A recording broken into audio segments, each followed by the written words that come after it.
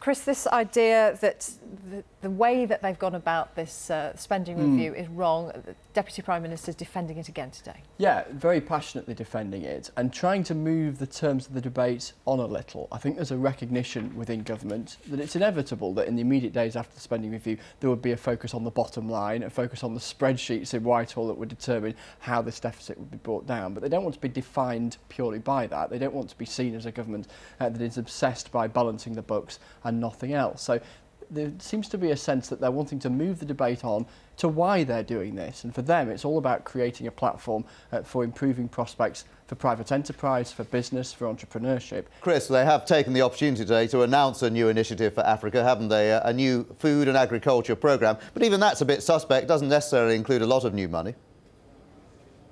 Quite, exactly, and already the charities, the aid agencies here are saying let's look at the small print, and they're looking through the small print right now to find out the extent to which this is new money. The headline figure, as we heard there, $15 billion over 3 years, and the real attempt to shift the emphasis from direct food aid instead to try and ensure that countries where there are significant numbers of people not able to feed themselves, that there is more sustainability, more bottom-up agriculture, if you like, a focus on countries being able to produce their own food rather than aid being delivered from the rich West. Let's go now to our correspondent Chris Mason, who's outside the crash, or at least near the crash.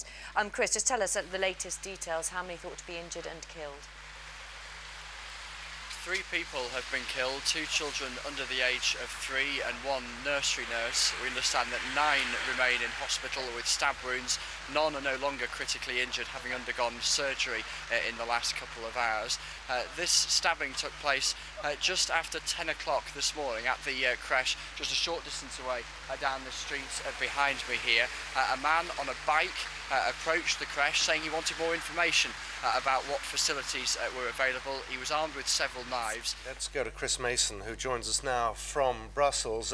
Chris, I know you've only just come out of the court, but this does have repercussions for all cases like this in England. I mean, we're just hearing that 4.5 million people at the moment who have their details on record in this way. Yeah, huge implications here for the British government, certainly not the outcome the Home Office was wanting. I have just received the document from the court which concludes that there was a violation of Article 8 of the European Convention on Human Rights. That is the right to respect for private and family life, and the court has adjudicated that it's awarding €42,000, roughly £35,000 in respect of costs and expenses, less a small sum that's already been paid to them in legal aid. But the ramifications, as you say, for the broader policing policy in England and Wales, how police act day to day when they arrest people, because at the moment they have been able to take DNA swabs and fingerprints just for an arrest rather than for charging or a conviction, and that was the very basis for this case dating back to 2001. That's going to pose some very big questions for the Home Office. The judge has ruled that the trial can be held in public. Let's get more from our correspondent Chris Mason, who is outside the courthouse. When we say it's being held in public, Chris, I think that doesn't mean it's necessarily televised.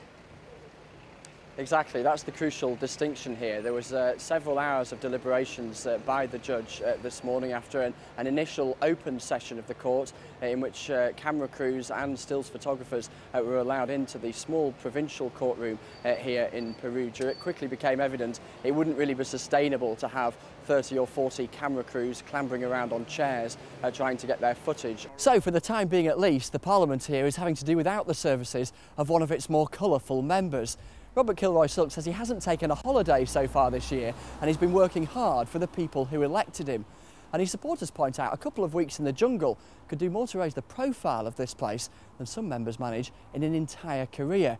But for others, working hard here, scrutinising legislation and generating far less attention, there's anger and irritation that if Mr Kilroy-Silk decides to run for re-election next June, all this publicity might not do him any harm.